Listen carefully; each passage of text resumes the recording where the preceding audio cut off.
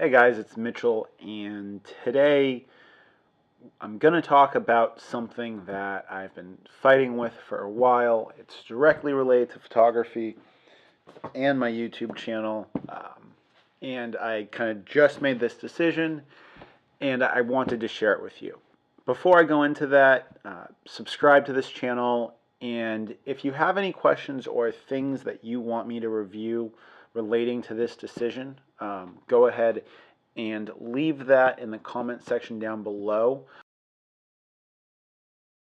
So I did the review, or the preview video I should say, of the new OMD EM1 Mark II, and I was looking over the specs and I talked about how it was a game changer. I was thinking about, what place that camera would fit in my arsenal of goods and the way I would use it. I was looking over the press release on the Olympus 25mm 1.2, and I was looking over the size, weight, and specs of it, along with the newly announced 12 to 100 f4 IS that came out.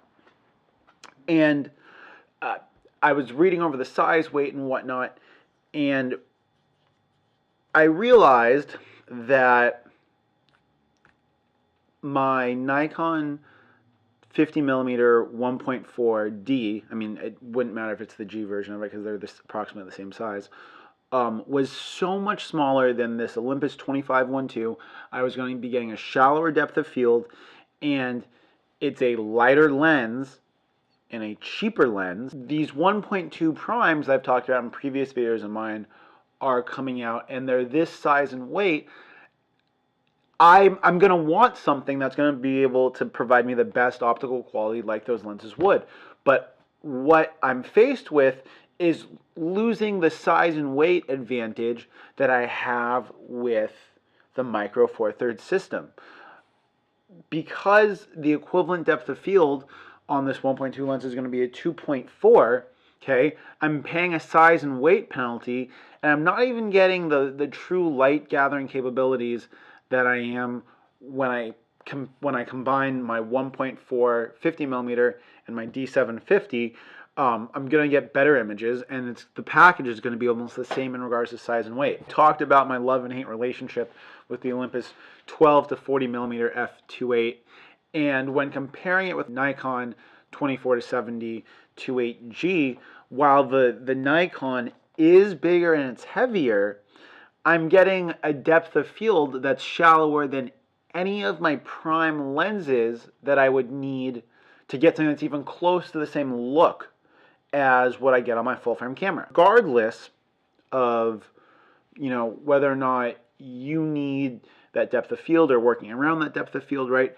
For what I do, I like having that ability to isolate subjects when I shoot wide open. I'm able to do a better job of that on a full frame system for approximately the same, if not less, size and weight than I'm able to on a Micro Four Thirds system. Now, if I'm going to go out backpacking or hiking, or a place where space is extremely limited, and I need to take a camera with me, then I mean, obviously for landscape stuff, there's really nothing that's going to do a better job than the new OMD EM1 Mark II, and a 40 to 150 2.8, and some of the other nice glass that Olympus has for me, since I'm not necessarily going out in the backcountry with all my gear as much as I'm doing like day trips and stuff like that.